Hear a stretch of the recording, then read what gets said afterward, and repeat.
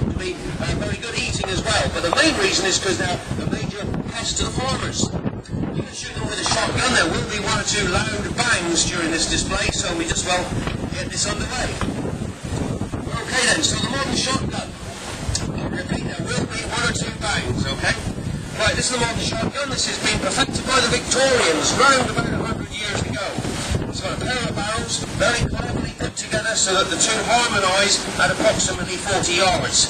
The effective range of a 12 bore is not actually 40 yards, it's actually 35 yards. Now 35 yards, I stand just here, and if you look at the BASC stand, from where I'm stood, you've got the floating pigeon on top of the lofting poles there. That's exactly a perfect range for the 12 bore. Now, of course, most of you, the people who do go shooting, you would obviously say, well, I've shot birds further than that. Well, so have I. But the point is, inside the cartridge, you've got lots of small shot, which quickly spread out. And if you start taking shots at 50, 60, 70 yards, you're far more likely to wound your target, or to probably miss it altogether. So to fill the bag, in other words, you're looking at 35 yards. Now, the wood pigeon's a very clever bird. He's been shot at for the last 200 years. He knows that the man of the field is a dangerous character, and he won't come anywhere near you unless you're proper camouflaged and well hidden. So then, 35 yards is the effective range of a 12 bore, and if I get a couple of cartridges out, I started shooting when I was a very small boy, like probably most of you, up here in North Wales. My dad was very strict, but he was also very smart because he made sure that I knew gun safety right from a very early age. He reckoned he'd never keep me away from guns for very long anyway, and that's what life's like, living in the countryside. But he made me carry a big old duck gun. It was not one of these, it was a much bigger gun than this. I'm only knee-high to a grasshopper's brother at 11 years old, and he made me carry this big old duck gun around for 12 months. Every time he went out, he took me with him. He never let me have any cartridges. What he was doing is making sure I could handle the shotgun safely. And that's what I'm going to pass on to you very briefly here today. First thing you do is make sure your barrels are clear. If you're a really stupid person and you fired a cartridge in behind a lump of mud that you carelessly have got stuck in the gun barrels, I tell you, you will literally blow the end of your gun right off. Now this is only a second-hand cheapie, 250 quid, that's all it's worth. But you can, if you want to, spend £50,000 on a hand-built English gun. If you're stupid, you'll still ruin that entire money by being careless. So you need to know this.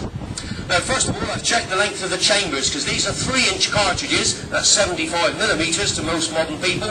And, of course, it is possible to fit a 3-inch cartridge in a 2 3/4-inch chamber. But you see, there's not enough room for the cartridge to open, in which case it generates much higher pressures. So you need to know the basics of this.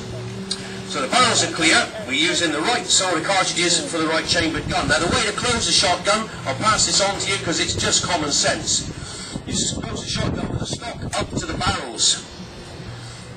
I'll show you again so you can all see. You close the shotgun with the stock up to the barrels like so. Now you see I've got a clear backdrop behind me. You've all seen it. Then on a clay pigeon shooting, I guarantee you'll see this. You stand in a little cage. The expert clay shooters are just as guilty as the beginner. And what they'll do is stand in the cage. Over there's your trap, which throws out the little clay targets. Not actually made of clay, it's made out of chalk and pitch. And if you hit it, it smashes into smithereens. But you see, the habit of clay shooters is to slam a gun shut like that and shout pull. Do you notice where that gun was pointing when it was slammed shut? That is the wrong way to close a shotgun. So you close it with a stock up to the barrels. Notice all shotguns have got a safety catch. There it is on the top here. Now the safety catch is a bit of a misnomer here because it does not make the gun safe.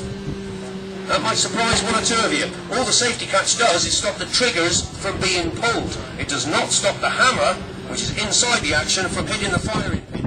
All this stuff I learned as a small boy. So the golden rule of this is that you never ever point guns towards other people. And if you watch me for the next 10-15 minutes, you'll never see me do that. It's a golden rule. This is the sharp end, okay folks? By the time the shot leaves the muzzle of the gun, it's travelling faster than the speed of sound. The speed of sound travels at 1,100 feet per second. It's pretty quick. The gun bangs from those live cartridges you hear down there.